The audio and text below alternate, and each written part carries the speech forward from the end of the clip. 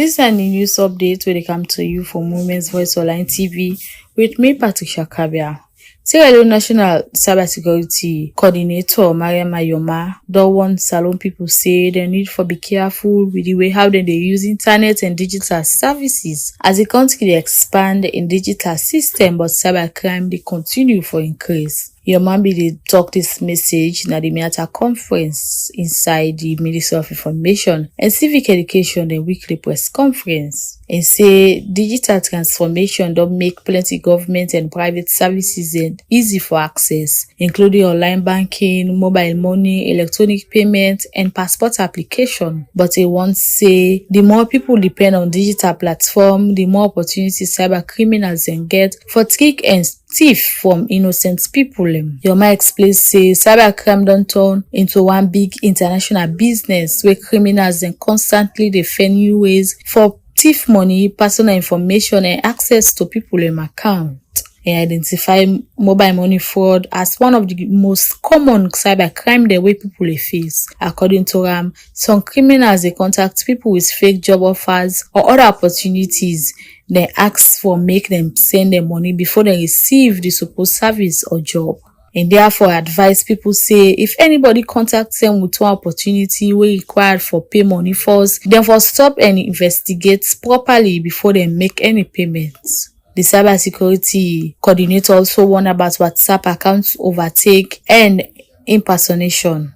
He explains say once criminal and take control of somebody's WhatsApp account, then can use the person in contact for ask friends and family for send them money and urge citizens them for protect their account, for avoid sharing sensitive information, question suspicious requests, and always verify the identity of anyone who asks them for money or confidential information online.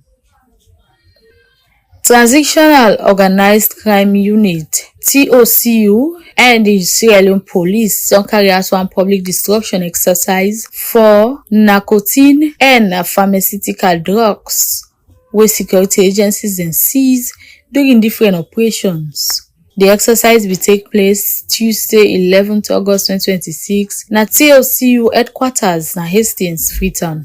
Representatives from the Sierra Leone Police, National Drug Law Enforcement Agency, NDLEA, Office of the National Security, ONS, Judiciary, Diplomatic Mission, religious leader, community stakeholders, media, and other partners then be witness the exercise. Head of the TOCU, CSP Reverend Michael, say the destruction exercise not just one ordinary procedure, but ensure how governments committed to transparency and the fight against illegal drugs and organized crime.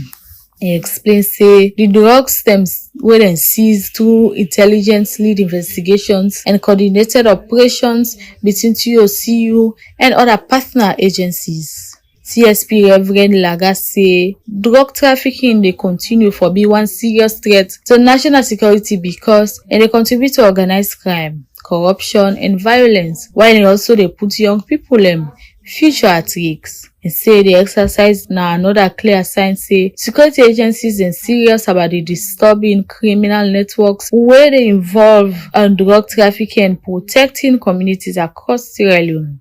Representing the Office of the National Security, Mr. Lagari affirmed government's commitment for fight against crime through stronger cooperation between security institutions, intelligence sharing, and coordinated operations. He commends security agencies for the collaboration and called for more cooperation between government institutions, communities, international partners, and the media in the fight against drug trafficking. The Director of the National Drug Law Enforcement Agency, NDLEA, Mr. Andrew J. Kaikai, also reaffirmed the agency in commitment for fight against drug trafficking and protect the public from the harmful effects of illegal substances. Mr. Kaikai say the destruction of the seized drugs shows a government no wants illegal drugs for reach the public, and commend the collaboration between security agencies and call for continued effort for identify, disrupt, and dismantle criminal networks wey include drug trafficking. Mr. Kakai disclosed say security agencies then seized over 376 cartons of tramadol and 20 cartons of Posca medicines wey be the inside 2 containers. According to am, the seizure be happen through coordinated law enforcement operations involving relevant security agencies after the required legal procedures be complete and the courts be give approval. The seized drugs then be officially authorized to destruction. The exercise end with physical destruction of the confiscated substance them, wey symbolize government's strong position against illegal drugs and criminal networks wey dey traffic and distribute them. The opposition All People's Congress (APC) don strongly distance themselves from the purported passage of the Constitution of Sierra Leone Amendment Bill 2025, wey dem insist say the process wey Parliament use for follow the Constitution no right for them. The controversy over after the Speaker of Parliament rule on 10th August say the bill pass with simple majority, although he also acknowledged say the matter can still go before the Supreme Court for interpretation. But the APC argue say the decision conflicts with Section 108(2) subsection B of the Constitution, wey required a 2/3 majority of all members of Parliament before any constitutional amendments can pass. According to the APC, Parliament gets over 149 MPs, wey means say at least 100 votes be need for meet to the 2/3 majority. However, only 96 MPs vote in favor of the bill. The party say this change don create serious constitutional concern because according to them, a constitutional safeguarding no supposed to be removed through a ruling from the chair.